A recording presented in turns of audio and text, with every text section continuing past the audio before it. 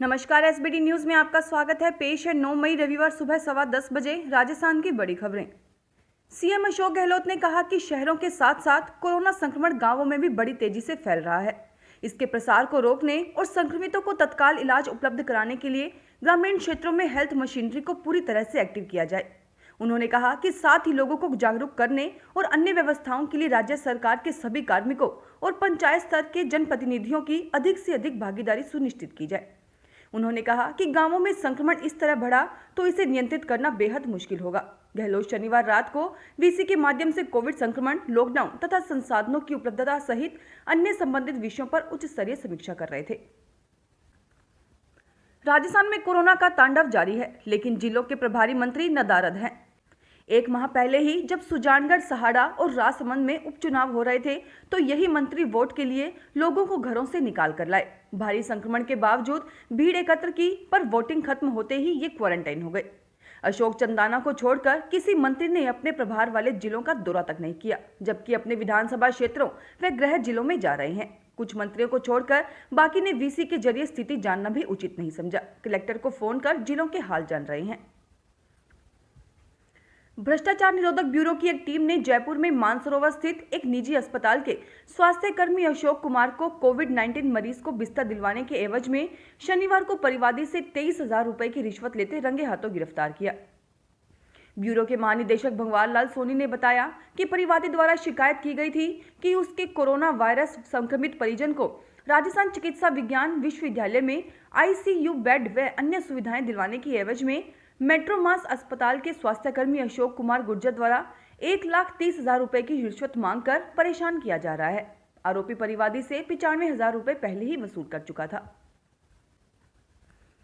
राजस्थान के मुख्यमंत्री अशोक गहलोत ने लोगों को कोरोना वायरस संक्रमण से बचाने के लिए जल्द से जल्द टीकाकरण की आवश्यकता जताते हुए शनिवार को कहा कि राज्य सरकार विदेशों से टीके आयात करने पर भी विचार करेगी।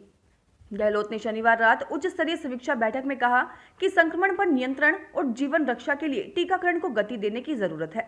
उन्होंने कहा कि राज्य में टीके की उपलब्धता के लिए सभी विकल्पों पर विचार किया जाए। देश में कोरोना की दूसरी लहर खतरनाक होती जा रही है। बीते दिन यहां 4,03,626 लोगों में कोरोना की पुष्टि हुई। यह लगातार चौथा दिन था जब 24 घंटे में 4 लाख से ज्यादा केस आए हैं।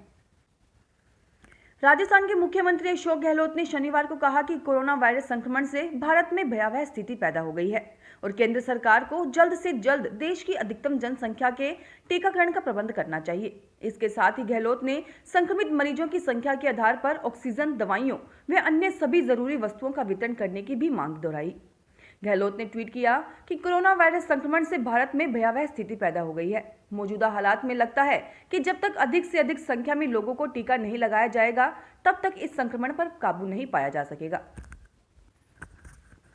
कोरोना संक्रमण के बीच राहत भरी खबर यह है कि 18+ वालों के लिए कोविशील्ड की 18,000 डोज शनिवार को बीकानेर पहुंच गई।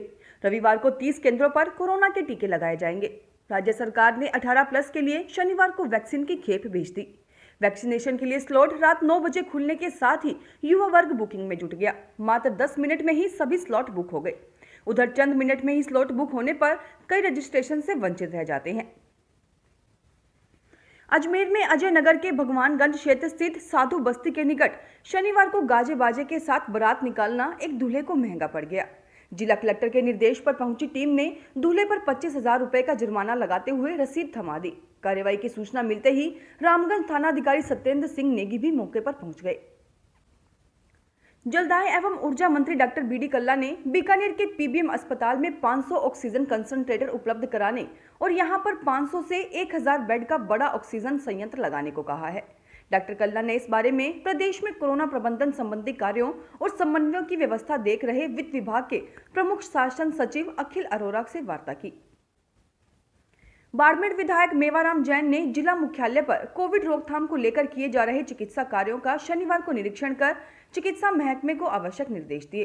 राजकीय हॉस्पिटल बाड़मेर में सुबह आपातकालीन इकाई में मरीजों की संख्या बढ़ने से स्थिति गंभीर हो गई थी, जिसको लेकर विधायक जैन व अतिरिक्त जिला कलेक्टर ओपी बिश्नोई हॉस्पिटल पहुंचे। कोरोना से जंग के बीच उद्योगों की आत्मनिर्भरता और कौशल संवर्धन के लिए सरकार राजस्थान में हजारों करोड़ रुपए के निवेश की जमीन तैयार कर रही है।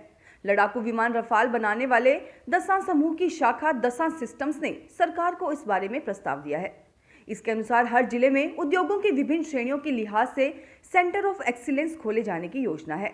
हर सेंटर पर कंपनी ने 100 से 150 करोड़ रुपए के निवेश का प्रस्ताव दिया है।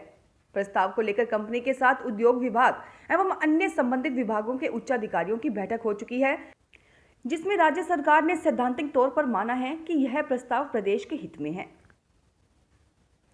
कोरोना के आंकड़ों का एनालिसिस कर रहे आईआईटी कानपुर के प्रोफेसर पद्मश्री प्रोफेसर मणिंद्र अग्रवाल ने दावा किया है कि जुलाई तक कोरोना की दूसरी लहर खत्म हो जाएगी। हालांकि उनका दूसरा दावा डराने वाला है।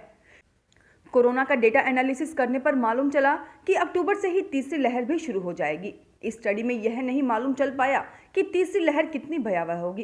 प्रोफेसर अग्रवाल ने कहा कि हो सकता है कि यह सामान्य लहर ही हो, लेकिन ये कई चीजों पर डिपेंड करता है, इसलिए हमें तैयार रहना चाहिए। फिलहाल इस बुलेटिन में इतना ही, फिर हाजिर होंगे और बड़ी खबरों के साथ। एसबीटी न्यूज के वीडियो देखने के लिए हमारे चैनल को सब्सक्राइब करें और नोटिफिकेशन पाने के लिए बेल आइकन को प्रेस करें।